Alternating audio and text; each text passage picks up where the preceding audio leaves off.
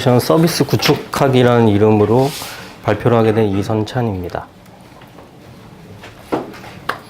먼저 이제 간단히 제 소개를 드리면요. 예전에 이제 SDS에서 개발이랑 테스트 자동화 같은 업무를 하다가 지금은 이제 인스랩이라는 스타트업에서 이제 일을 하고 있습니다. 여기서 이제 스타트업이다 보니까 이제 되게 다양한 업무들을 하고 있는데요. 가능한 요즘에는 이제 백엔드 개발이나 아니면 이제 자동화에만 좀 집중을 하려고 노력을 하고 있습니다. 제가 이제 원래 개발 위주의 이제 업무들을 하다 보니까 인프라나 이제 운영에 대한 그런 지식들이 이제 깊지는 않거든요. 그래서 좀 편하게 들어주셨으면 좋겠습니다. 먼저 이제 제가 생각하는 데브옵스에 대해서 말씀을 드릴 건데요. 저는 이제 그 개발 문화나 이제 철학이라고 생각을 하거든요, 데브옵스가. 요즘의 이제 상황을 보면은 뭐 선진 사례들도 있고, 그 다음에 이제 클라우드 서비스들이 이제 많이 사용되면서 뭐 점점 더 빠른 배포와 개선 작업들이 요구되고 있는 것 같은데, 일반적으로 이제 회사들의 환경을 보면은 개발과 운영으로 많이 분리되어 있는 상태고, 이런 상황에서 이제 어떻게 서비스를 빠르게 배포하고 사용자한테 제공할 거냐, 여기에 이제 그 어떤 주안점을 두고 뭐 만들어지는 그런 문화라고 생각을 하고 있고요. 그러다 보니까 이제 CI/CD나 자동화는 필수가 되어 가는 것 같고요. 이게 뭐 오해를 살 수도 있는데 뭐 특정 도구나 서비스 아니면 이제 조직 하나 정도에만 이제 국한된 내용은 아니라고 보고 있습니다. 제가 이제 문화라고 생각하는 이유는 이제 많이 이제 경험하게 되는 것들이기도 한데요. 그러니까 자기 PC에서는 되게 잘 되는데 왜 배포만 하면 왜 안 되냐, 뭐 이런 문제도 많고, 아니면 다른 개발자가 그 코드를 가져갔는데 그 PC에서 또 이제 안 될 수도 있고, 나는 잘 되는데 왜 너는 안 되지? 뭐 이런 얘기들도 많이 나오기도 하고요. 이게 사실은 뭐 베이그런트나 아니면 이제 도커 같은 것들이 나오면서 이런 문제들은 조금 뭐 줄어들고 있다라고 생각을 하고 있습니다. 그리고 이제 제가 경험한 내용 중에 하나가 어떤 이제 개발자분이 이제 자바랑 메이븐으로 개발을 했어요. 이클립스에서 개발을 했는데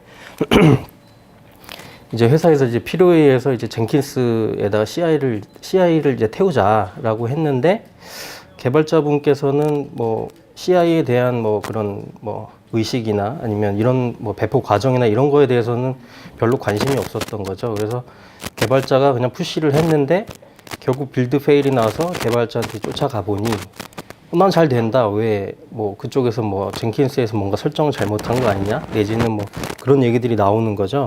근데 이거를 따지고 보니까 사실은 이제 개발자가 만들어 놓은 이제 커스텀 라이브러리 문제였는데, 이게 이제 본인의 로컬 레포지터리에는 그 라이브러리가 등록이 되어 있는 상태인데, 이제 빌드 환경에는 그게 빠져 있으니까 이제 빌드 페일이 날 수밖에 없는 상황이었던 거죠. 그래서 요거를 어떻게 보면 해결하기 위해서는 이제 뭐 개발자가 이제 이런 뭐 과정에 대해서 그러니까 서로 이제 그런 과정에 대한 협의나 이런 것들이 잘 되어 있어야 될 것 같기도 하고, 아니면 이런 과정에 대해서 알고 있다면 커스텀 라이브러리를 이제 뭐 없애고 다른 방법을 쓸 수 있도록 뭐 개발을 한다든가, 아니면 뭐 메이븐용 이제 사내에 어떤 레포지토리를 따로 구축한다든가라는 뭐 그런 해결책이 있을 수 있을 것 같습니다. 네, 그리고 이제 뭐 세 번째는 이거는 뭐 다른 회사에서 이제 일을 하다 보면 많이 겪었던 문제인데요. 뭐냐면 빨리 배포를 이제 하고 싶은데 이제 비어 있는 서버나 제가 가용한 이제 어떤 VM들이 없는 거예요. 그래서 이거는 달라고 이제 VM이나 서버를 달라고 했는데 그거를 만들어 주는데 이제 며칠이 걸리는 경우도 있고, 막상 이제 VM을 간신히 얻었는데 개발을 해서 배포를 해보니까 뭐가 연결이 안 되는 거예요. 알고 보니까 삽질을 몇 번 해보니 포트가 이제 전부 다 막혀 있는 거죠, 보안 때문에. 그래서 이제 나중에 포트를 열어달라 했더니 뭐 보안 부서까지 등장해서 협의하는데 며칠이 걸리고 뭐 이런 문제들도 있었고요. 그 다음에 이제 많이 겪고 있는 문제가 개발자가 이제 패치를 이제 해서 배포를 했는데 며칠 뒤에 이게 장애가 납니다. 장애가 나는데 이제 운영 쪽에서는 하는 얘기가, 원래 잘 돌던 건데 너네가 얼마 전에 패치를 한 게 이제 마지막 변경사항이니까 너네 때문에 이게 그러니까 장애가 나는 게 아니냐. 이제 개발 입장에서는 아니 로그를 봐도 그렇고 사실 장애난 부분은 저번에 했던 패치랑 관계가 없다. 뭐 이렇게 얘기를 하는 거죠. 서로 방어적으로. 근데 이거는 사실은 이제 여러 가지 뭐 저기 인프라 아키텍처가 잘못됐을 수도 있고 진짜로 패치에 문제가 있을 수도 있는데 이거를 이제 서로 방어적으로 이제 개발과 운영이 서로 이제 다투다 보면 어떻게 보면 이제 해결하는 데는 좀 시간이 더 많이 걸리는 것 같고요. 여러 가지 이제 측면에서 검토해야 되는 뭐 그런 문제라고 생각하고 있습니다. 그래서 이런 것들을 이제 제가 경험을 이제 하다 보니까 보통 이제 일반 회사들은 운영 조직을 따로, 그러니까 작은 회사들은 운영 조직을 따로 두기도 좀 어려운 경우들도 많고 하니까 이제 개발자들을 위해서 효율적인 배포를 좀 할 수 있도록 운영 조직이 없어도 할 수 있도록 서비스를 만들어 보는 게 어떨까 해서 이제 그러니까 제가 이제 3년 전부터 이제 이걸 만들어 보기 시작했는데요. 뭐냐면 그 컨셉은 좀 간단한 게 개발자는 그냥 푸시만 하면 되고 나머지 과정을 거의 대부분 이제 자동화해서 이제 배포까지 해주겠다라는 컨셉으로 서비스를 만들기 시작했습니다. 그래서 처음에는 이제 그런 것들이 좀 복잡할 수 있으니까 개발 환경에 필요한 어플리케이션들만 이제 배포를 일단 해주자, SaaS 형태로. 그래서 뭐 개발할 때 뭐 저장소 필요하니까 뭐 깃블릿이라는 툴을 설치할 수 있게 해주고 뭐 CI용 젠킨스나 뭐 관리용 뭐 프로젝트 매니지먼트용 레드마인 같은 것들 그리고 이제 DB는 보통 필요할 수 있기 때문에 뭐 MySQL도 뭐 자동으로 설치해주지 뭐 해서 이제 이런 것들을 이제 만들기 시작을 했는데 저희가 좀 처음에는 서버 자원을 좀 아껴보려고 컨테이너로 이제 컨테이너로 이런 것들을 배포하려고 하다 보니까 되게 오래전, 그러니까 초기 버전에 이제 메소스랑 쿠버네티스 뭐 이런 것들을 이제 모두 검토를 했었고요. 그리고 이제 망했습니다. 이게 망했는데, 그래서 이제 제가 드릴 말씀은 어떻게 했는데 이게 망했고, 제가 이제 어떻게, 그러니까 진행을 하면서 무엇들을 이제 고민했는지 이런 것들을 좀 공유해 드리고자 합니다. 메소스는 이제 뭐 나온 지도 좀 됐고 많이 뭐 접근하시는 분들도 많아서 사실 많이 알고 계실 텐데요. 메소스 클러스터를 구성하기 위해서는 우선 이제 뭐 메소스라는 게 필요하고요. 요거는 뭐 분산 시스템 커널이라고 이제 페이지에 가보면 나와 있는데 예전엔 이게 잘 이해가 안 되더라고요. 왜 분산 시스템까지는 이해가 되는데 왜 분산 시스템 커널일까가 잘 이해가 안 됐었는데 요즘은 이제 이해를 하고 있는 게 메소스는 어차피 이제 그 태스크를 본인이 가지고 있는 리소스 내에서 이제 배포해주고, 그러니까 런치 시켜주고 이제 관리하는 그런 용도, 그러니까 그런 역할을 수행하게 되는데, 컨테이너를 배포할 경우는 사실 컨테이너라는 것들이 커널을 하고 있는 그런 구조다 보니까, 그래서 이제 분산 시스템 커널이라고 쓰는 게 아닐까라고 요즘에 이제 이해를 하고 있고요. 그리고 이제 보통 메소스는 HA 때문에 뭐 주키퍼를 많이 붙여서 쓰시기도 하고, 그럼 요거는 기본적으로 태스크들 별로 이제 CPU와 메모리 같은 자원들을 이제 격리시켜주고 마스터와 이제 슬레이브 구조로 뭐 되어 있습니다. 그 다음은 이제 보통 메소스 위에다가 올려서 쓰시는 게 뭐 개발하시는 곳 직접 개발해서 쓰시는 데도 봤는데 마라톤이라는 거를 올려서 쓰시는 경우들도 좀 있고요. 저도 이제 요거를 써서 하고 있는데 요거는 이제 단순히 내가 어떤 태스크를 올릴 거냐 뭐 이런 거를 이제 정의해서 이제 그 관리해주는 그런 프레임워크라고 생각하시면 될 것 같고요. 얘가 이제 그런 그 돌려줄 태스크를 정의해서 메소스한테 넘기면 메소스가 가용한 이제 그 리소스가 있는 슬레이브에다 배포해주는 뭐 그런 형태를 가지고 있습니다. 그리고 이제 뭐 DCOS랑 메소스 둘 다 지원을 하고 있고요. 그리고 태스크들에 대한 이제 헬스 체크, 뭐 그러니까 그 변경 사항에 대한 이벤트들을 뭐 받을 수 있도록 이벤트 서브스크립션 기능도 있고 REST API도 따로 제공하고 있습니다. 그거 이외에 뭐 필요한 거는 뭐 주키퍼랑 뭐 도커를 쓸 거다 그러면 도커 엔진을 이제 설치를 해주면 기본적인 클러스터 구성은 뭐 완료된다고 볼 수 있습니다. 저는 이제 그러니까 지금은 이제 아마존에서 이걸 다 구성을 해놨는데요. 뭐 코어룸 2로 해서 이제 마스터는 그렇게 돌리고 있고 슬레이브를 붙여서 쓰고 있습니다. VPC는 간단하게 이제 퍼블릭이랑 프라이빗 서브넷 하나씩 만들어서 이제 쓰고 있고요. 뭐 글라시어로 이제 백업을 하고 있는데 처음에는 요 메소스 마스터를 이제 퍼블릭 서브넷에 옮겨놨었거든요. 그랬더니 그리고 이제 인증이나 이런 거를 안 걸어놨었는데 이게 이제 엄한 사람들이 들어와서 장난을 치는 경우들이 있더라고요. 그래서 요거를 이제 나중에는 이제 마스터를 다 이제 프라이빗으로 옮겨서 다 격리를 시켜버렸는데, 이거를 좀 잘 조정을 하면 전부 다 이제 프라이빗으로 넣어서 외부랑은 좀 차단된 환경에서 좀 보안성이 높은 그런 서비스들을 구성할 수도 있을 것 같습니다. 요건 이제 참고 사항이고요. 뭐 이렇게 해서 이제 클러스터 구성은 다 됐는데요. 처음에는 저희가 이제 MS에서 지원을 받아가지고 이제 애저에다 구축을 했는데, 나중에 이제 비용 문제랑 기타 등등의 이유로 이제 아마존으로 다 이걸 옮겨가게 됐어요. 근데 제가 생각해 보니까 다시 애저로도 갈 수도 있을 것 같은 거예요. 그리고 이거를 애저 말고 이제 다른 인프라에다가 이걸 배포해야 될 수도 있을 것 같기도 하고, 뭐 검증계나 뭐 개발 환경 구성도 제가 따로 해야 될 것 같기도 하고. 근데 이거를 매번 손으로 하기가 이제 너무 좀 번거로운 거죠. 일도 많고. 그래서 처음에 이제 셰프로 이제 자동화를 시도를 했는데, 이게 뭐 셰프 솔로라는 것도 있지만은 셰프 환경을 이제 구성하는 게 생각보다 좀 복잡한데, 이거를 뭐 자주 하는 것도 아니고 셰프 환경 구성이라는 걸 자주 하는 것도 아니다 보니까, 제가 뭐 클라우드 서비스로 옮겨갈 때마다 한 번씩 하는 건데, 이게 처음 하는 것 같은 거예요. 매번 할 때마다. 그래서 이거 안 되겠다 싶어서 재작년 말부터 이제 앤서블로 이제 갈아탔습니다. 앤서블은 이제 제가 보기엔 되게 이제 심플한 거예요. 왜냐면은 설치 한 번만 하면 되니까. 그리고 저 같은 경우 이제 따로 버전별로 앤서블 버전별로 써야 될 일이 있어서 이제 버추얼 ENB를 좀 활용해서 이제 버전별로 좀 쓰고 있고요.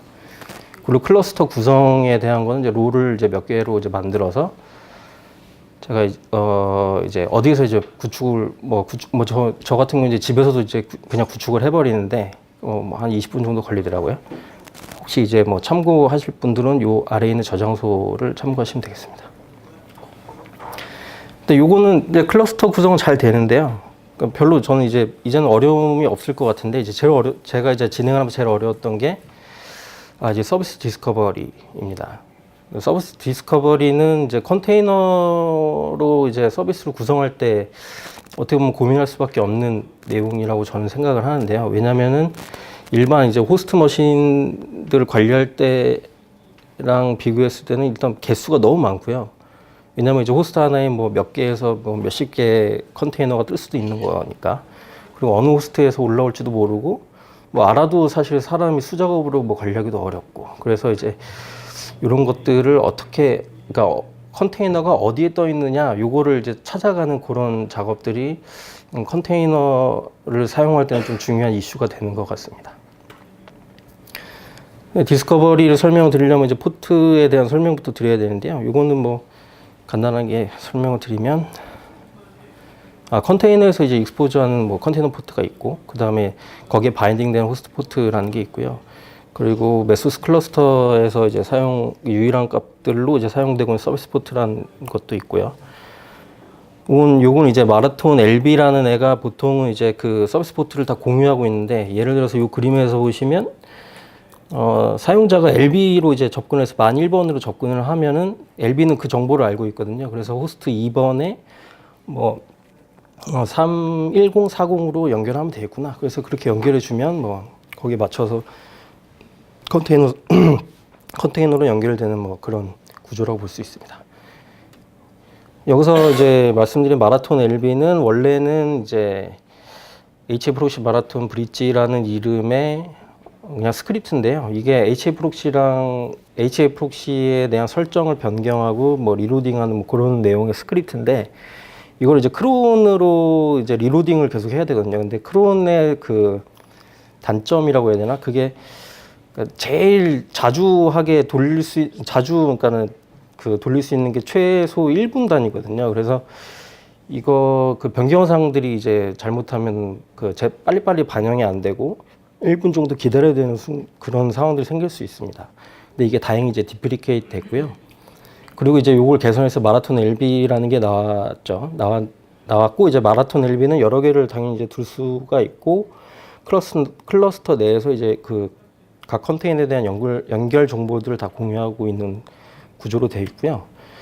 동작은 이제 간단히 설명드리면, 컨테이너에 대한 변경 사항이 발생했을 때 그 정보는 다 마라톤이 알고 있거든요. 그래서 마라톤 LB라는 애가 마라톤의 이벤트를 이제 서브스크라이브 하고 있다가 변경 사항이 발생하면 이벤트로 정보가 넘어옵니다. 그러면 그 정보를 받아서 이제 본인이 이제 관리하는 HA 프록시의 컨피그를 설정을 변경을 하고 리로드를 하는 과정을 이제 거치게 되는 거죠. 근데 이것도 이제 컨테이너로 배포를 할 수 있게 되어 있어서 마라톤으로 배포하고 관리할 수 있게 되어 있습니다. 그리고 요 마라톤 LB가 이제 메소스에서 보면은 마라톤에서 이제 그러니까 LB를 사실 여러 개 써야 되는데 여러 개를 쓸 때 뭐 한 2개나 3개를 이제 배포를 해라라고 마라톤한테 그냥 넘겨버리면 얘가 한 호스트에다가 다 배포해버리는 경우도 있거든요. 그래서 그런 거를 방지하고자 해서 이제 이런 컨스트레인트 조건에다가 이런 값들을 넣어주면 호스트당 하나씩만 이제 그 올라올 수 있게 제약 사항을 가할 수 있게 돼 있고요.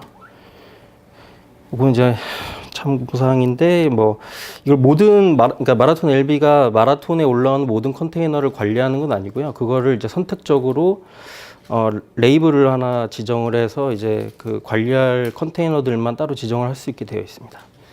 그리고 이제 이벤트 서브스크라이브를 해야 되니까 마라톤에 이제 인증이 걸려 있으면은 그 인증 정보도 마라톤 LB를 띄울 때 이제 넣어줘야 되고요.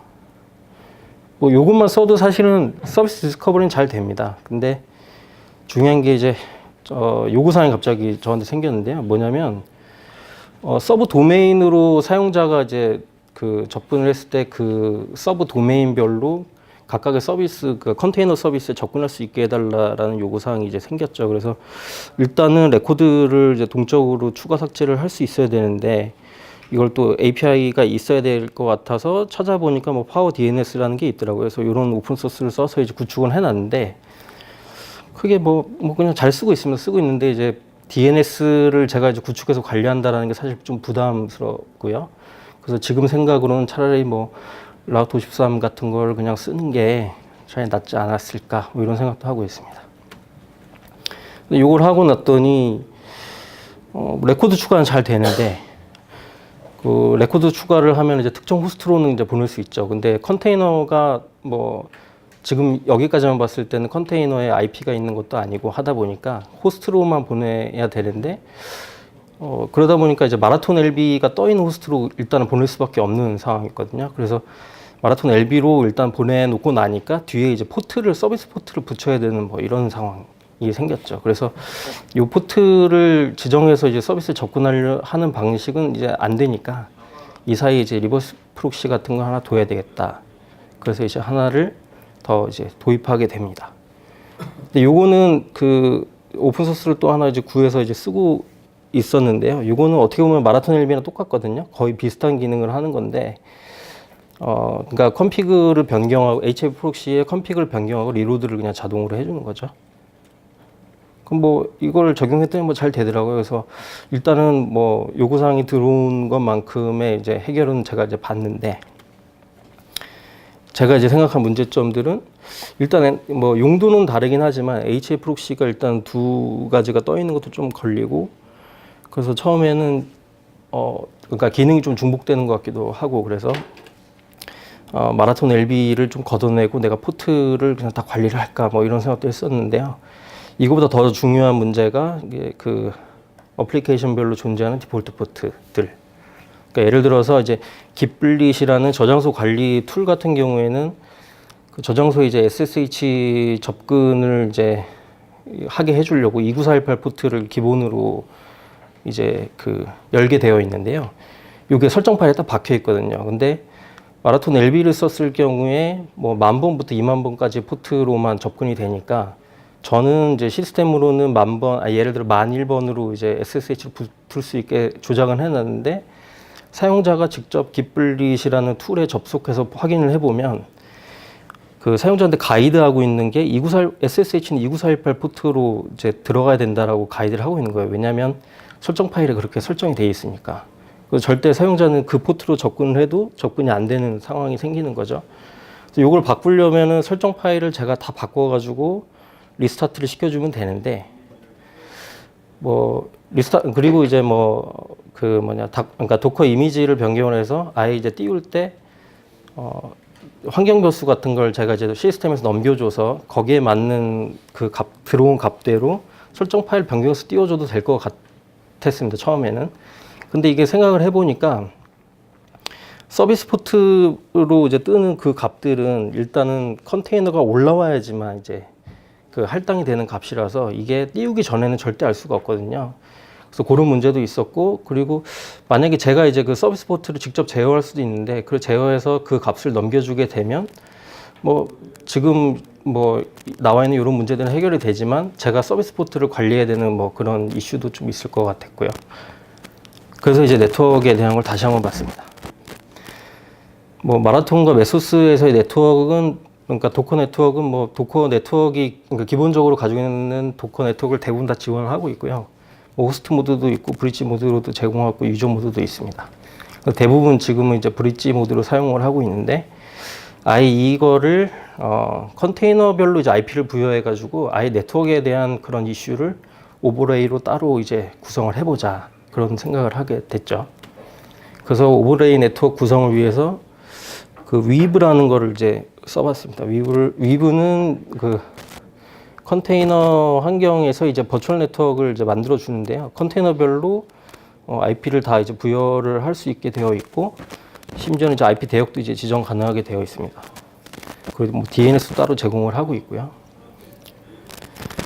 IP 대역을 지정할 때는 그룹별로 처음엔 이제 관리를 좀 편하게 하려고 24비트로 쪼갤까 뭐 했는데, 결국은 그냥 이게 부족할 것 같지만 어찌됐든 24비트로 일단 쪼개야 되겠다, 뭐 이런 생각까지 했었고요.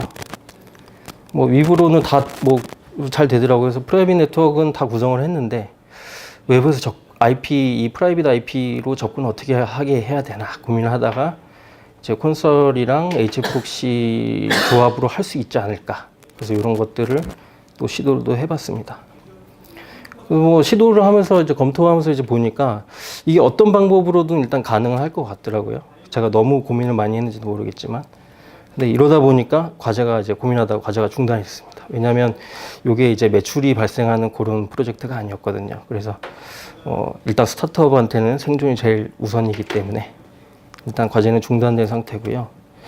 제가 이거 말고도 이제 고민을 했던 거는 퍼시스턴트 스토리지인데, 이게 도커를 사용할 때 이제 항상 고민을 해야 되는 문제라고 저는 보고 있습니다. 왜냐하면 컨테이너를 이제 띄우면 안에 있던 것들은 다 날아가니까요, 기본적으로는. 그래서 뭐 그냥 볼륨 지정해서 쓰면 되긴 되는데, 이게 클러스터 환경에서 이제 쓸 때는 좀 문제가 됩니다.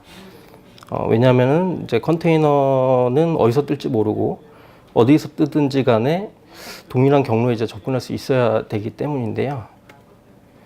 제가 예전에는 이게 없었는데 나중에 보니까 1.0부터는 그 메소스 마라톤에서도 이제 요거를 그 퍼시스턴트 볼륨을 뭐 그런 기능들을 좀 제공을 하고 있더라고요.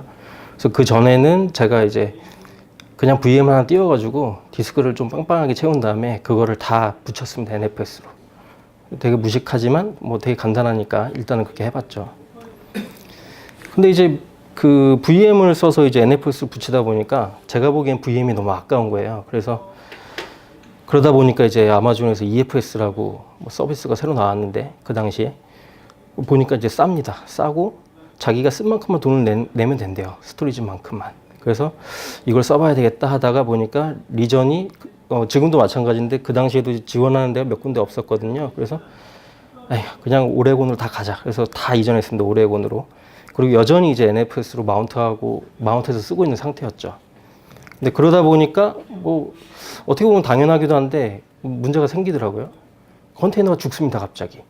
근데 특히 이제 파일 IO가 되게 많이 발생하는 서비스들이 죽는 거예요. 이유를 잘 모르겠더라고요. 그래서 급하게 이제 이제 호스트에 들어가서 탑을 때려보니까, 여기 보시는 것처럼 CPU는 되게 놀고 있는데 로드 에버리지는 엄청 높은 거예요. 그래서 이 대기 프로세스가 일단 많은 것 같은데 뭔가 이제 묶여 있나 보다, 이런 생각을 했죠. 그리고 NFS를 이제 쓰고 있으니까 네트워크 IO가 좀 문제이지 않을까라는 생각을 하게 됐습니다. 근데 그렇게 생각해 보니까 또 실제 사용 시도 되게 좀 느린 거예요. 그래서 이게 아무리 NFS라고 하더라도 너무 느린 것 같아서 밴드위스를 한번 살펴보기로 했습니다. 그랬더니 리드할 때 이제 300K밖에 안 나오더라고요. 딜리트 할 때 150K 정도 나오고. 그래서 이거를 다 공용으로 쓰고 있는 거니까 혹시 다른 호스트나 컨테이너들이 너무 바빠가지고 여기에 좀 부하를 주는 게 아닌가? 뭐 이런 생각도 했었는데 뭐 확인해 보니까 다 한가하고. 그리고 VM들이 좀 문제가 있나 했는데 VM도 뭐 특이사항이 있는 것 같지는 않더라고요. 그래서 이제 그때 이제 찾아본 게 EFS의 성능을 제가 봤는데 여기 보시면 첫 줄에 이제 파일 시스템 사이즈 10기가일 때 베이스라인 0.5, 그러니까 500K이고 버스트 모드일 때 100메가로 되어 있거든요. 그래서 보니까는 버스트 모드여야지 좀 쓸만할 것 같은데 10기가까지는 하루에 7.2분, 최대 7.2분만 쓸 수 있게 되어 있고 제가 그 당시에 이제 EFS로 관리하던 파일들, 그 파일 시스템 사이즈가 10기가가 안 되더라고요. 그래서 딱 이제 베이스라인 정도로 제한이 걸려 있는 것 같은 그런 느낌을 받았습니다. 그래서 진짜 그런가 하고 사례를 좀 찾아봤죠. 찾아봤더니 이제 제목도 테라블 EFS 퍼포먼스라는 이름으로 레딧에 이제 올라온 글이 있었는데 여기 이제 그 위아래로도 사실 댓글이 좀 많았는데 이 사람 같은 경우는 해결책이 자기네들은 이제 1테라짜리 이제 더미 파일을 쌓을 거다 뭐 이런 이제 해결책을 내놨더라고요. 그래서 1테라가 될 경우는 이제 보시면 알겠지만은 베이스라인이 50메가 정도로 올라갑니다. 그러면 이제 좀 부족하지만 쓸 수 있을 정도는 되겠죠. 그 다음에 이제 제가 검토했던 내용은 오토 스케일링인데요. 컨테이너도 이제 오토 스케일링을 할 필요가 있을 것 같아서 좀 검토를 해봤는데 이게 이제 DCOS용으로 나온 그 마라톤 오토 스케일이라는 게 있더라고요. 이 저장소에 지금도 이제 관리가 되고 있는 것 같은데 근데 이걸 보니까 이제 소스를 보다 보니까 매 소스를 썼던 그런 흔적이 좀 보이더라고요. 그래서 소스 코드를 좀 뒤져가지고 히스토리를 다 뒤져서 찾아보니까 이제 메소스 기반으로 뭔가 작업을 한 게 보이더라고요. 그래서 그걸 기반으로 제가 이제 몇 개, 그러니까 스케일 인 같은 기능 같은 거 좀 추가하고 이렇게 해서 지금 뭐 쓰고 있습니다. 그리고 뭐 VM도 이제 뭐 오토 스케일 할 필요가 있어서 VM도 따로 이제 VM 오토 스케일용 뭐 컴포넌트를 따로 개발해서 좀 넣어서 쓰고 있고요. 근데 이런 걸 하다 보니까 이제 모니터링을 할 수밖에 없는 상황인데요. 그러니까 일반적으로 이제 호스트 머신을 모니터링하는 그런 뭐 나기우스나 뭐 자빅스 이런 툴들을 쓰기에는 컨테이너 모니터링 하기엔 좀 적합하진 않은 것 같더라고요. 그래서 이제 C 어드바이저라는 걸 쓰게 됐는데요. 이건 이제 구글에서 만든 거지만 되게 간단합니다. 그러니까 호스트별로 컨테이너 하나씩만 띄워주면 끝나요. 그냥 얘는. 근데 이제 단점이 좀 있긴 있는데 아무튼 그건 좀 이따 설명드리겠습니다. 그래서 그러니까 지금 여기 그림에 나오는 하단에 있는 그 그래프가 그 C 어드바이저가 그려주는 차트거든요. 이게 되게 보기가 안 좋고 심지어는 이게 데이터 저장 안 하기 때문에 흘러갑니다. 그냥 예전 걸 볼 수가 없어요, 절대로. 뭐 이건 뭐 이중화했을 때 뭐 차트고요. 말씀드린 대로 뭐 되게 간단하긴 한데 뭐 그래프 확인도 좀 어렵고 그 다음에 이제 호스트별 클러스터링이 안 돼서 호스트별로 따로따로 확인해야 되는 그런 불편한 점도 있었고요. 그러다가 이제 프로메테우스를 그러니까 도입하게 됐는데요.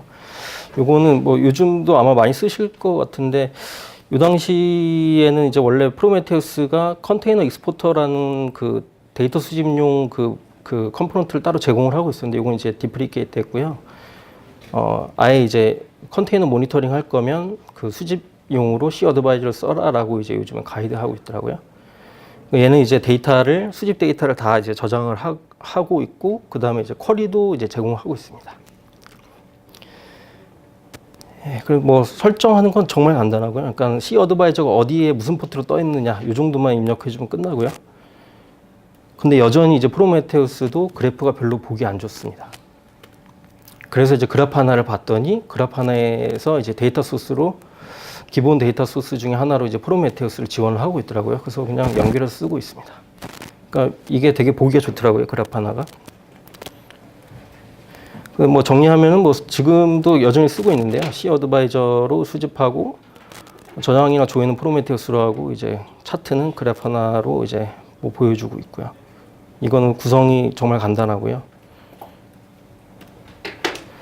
그러니까 메소스는 뭐 여기까지 말씀드린 것까지만 보더라도 그러니까 원래 기본 구성은 되게 간단한데 이게 뭔가 뭘 계속 추가를 해야 되더라고요. 그래서 이거 딴 거 뭐 대부분의 그러니까 내가 원하는 기능들 좀 지원해 주는 거 없나? 해서 이제 찾다가 이제 공부를 해본 게 이제 클라우드 파운드리입니다. 클라우드 파운드리는 구성하고 있는 게 컴포넌트가 대단히 많긴 한데요.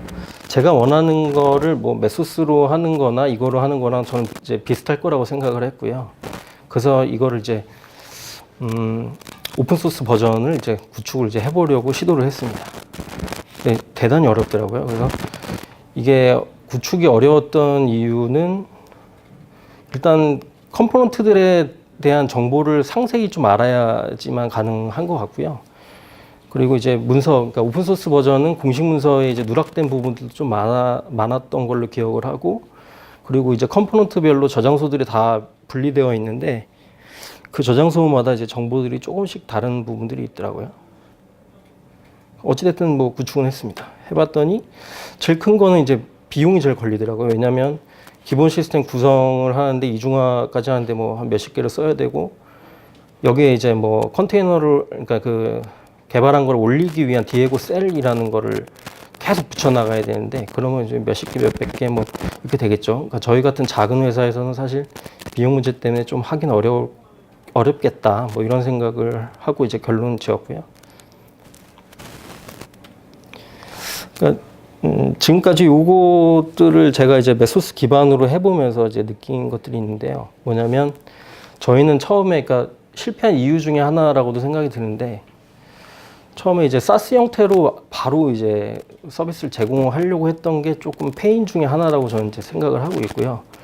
아예 그냥 파스 형태로 시작을 해서 나중에 조금 익숙해졌을 때 사스나 이런 방향으로 이제 전환을 하는 게 낫지 않을까 이런 생각을 하고 있고요. 말씀드린 대로 메소스 기반으로 오케스트레이션 서비스 구성하는 거는 심플한데 뭔가 더 필요한 걸 붙이기 위해서는 나중에는 점점 더 복잡해진다라고 저는 생각을 하고 있습니다. 그러니까 저희 같은 경우는 내부에서 이제 운영 중인 서비스들이 되게 몇 가지가 있는데, 이게 인프라도 다 다르고 그리고 이제 사용자 스택도 다 다르거든요. 근데 이게 꼭 제가 뭔가 작업을 하고 있는데 어디서 문제가 생겼다고 저한테 이제 연락이 와요. 연락이 오면 제가 그걸 이제 땜질 처방을 하거나 이런 식으로 지금 해야 되는데, 그것 때문에라도 요거를 한 대로 다 이제 통합을 해가지고 그냥 한쪽만 볼 수 있게 해야 되겠다. 저는 이제 내부적으로 그렇게 지금 하려고 생각을 하고 있고요. 뭐 그렇게 한쪽으로 다 몰아버리면 개발자들은 코드에 좀 더 집중할 수 있을 거라고 전 생각을 하고 있습니다. 요거를 하기 위해서는 뭐 내부적으로는 개발 프로세스도 다시 좀 정립을 해야 될 것 같고요. 그리고 초반에 이제 말씀드린 그런 사례처럼 되지 않기 위해서라도 내부에 있는 개발자들이랑 좀 데브옵스 문화에 대한 그런 공유들을 좀 많이 해야 될 것 같고요. 가능한 자동화를 해야 된다라고 저는 생각하고 있습니다. 자동화는 해보니까 좀 저는 이제 되게 재밌더라고요. 제가 준비한 내용은 여기까지고요. 혹시 질문 있으시면 해주시면 되겠습니다. 네. 궁금한 게 있는데요. 그 마라톤 LB는 그 마라톤을 설치하면은 그 같이 설치되는 건가요? 아니면 따로 설치를 해줘야 하는 건가요? 기본은 따로 설치를 하셔야 됩니다. 따로 설치를 해야 되는 건가요? 네.